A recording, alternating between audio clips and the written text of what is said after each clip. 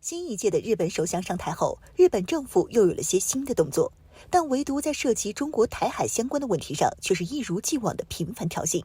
日本外相又有了新的迷惑发言，一起来看看具体情况如何。Hello， 各位老铁们，大家好，欢迎收看本期迷财虎，我是虎妞。近些年来，日本对华态度逐渐偏向保守和右倾，特别是从菅义伟上任日本首相以来，这种情况不断的在恶化，尤其是针对台海问题上日方的无理干涉。政治上，现阶段日本的一些政府高层公然说出保卫台湾的蠢话，称如果中国大陆解放台湾，日本要履行所谓保卫台湾的义务，而且多次与台独分裂势力密谋勾连，或明或暗支持台独势力，使其更加有恃无恐。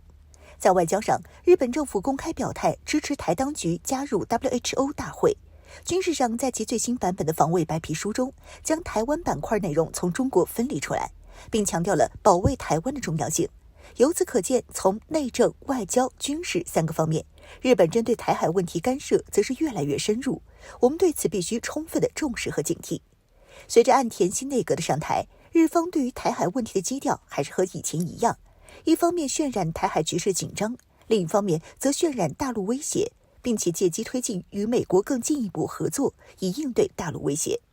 一天前，日本外相林芳正在接受日本媒体采访时，针对目前的台海现状表示，当前台海局势不容乐观，如果将来台海发生什么异动，日本政府将迅速采取必要措施，在第一时间撤离台湾岛及其他岛屿的10万日本公民。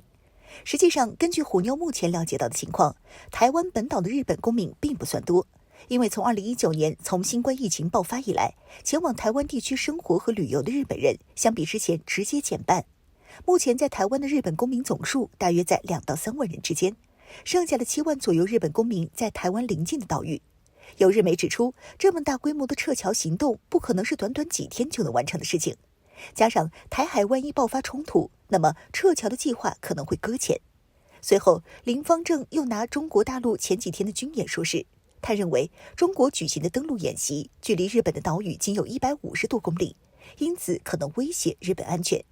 那么，假如台海爆发冲突，那么日方会不会干预？如果进行大规模的撤侨，会不会干扰解放军的统一行动呢？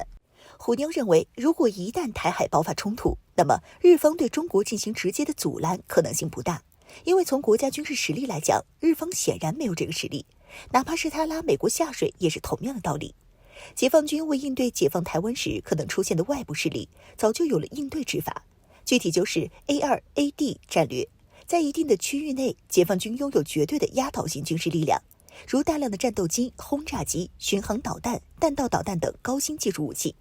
那么在这种情况之下，美日肯定要考量干涉台湾问题值不值。如果硬要强闯，那么在我解放军的多重打击下，美国、日本进行干涉的海空力量将被彻底的摧毁，因此后续介入台海也就成为了空谈。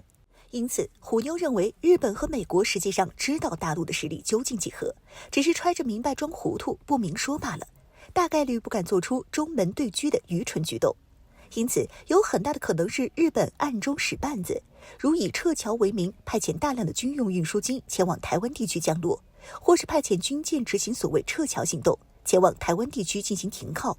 日方可能私下给援助台湾军方提供日本的国产武器，或是派遣自卫队维持所谓秩序。这些行为都严重影响了解放军解放台湾的进程，并且侵犯了中国的国家主权，是不能容忍的。另外一种可能就是撤侨的同时，顺便把台湾的一些铁杆台独的领导人，如蔡英文、苏贞昌、吴钊燮等罪犯一并撤走，让他们在中国领土之外继续进行分裂国家的违法行为，此举将贻害万年。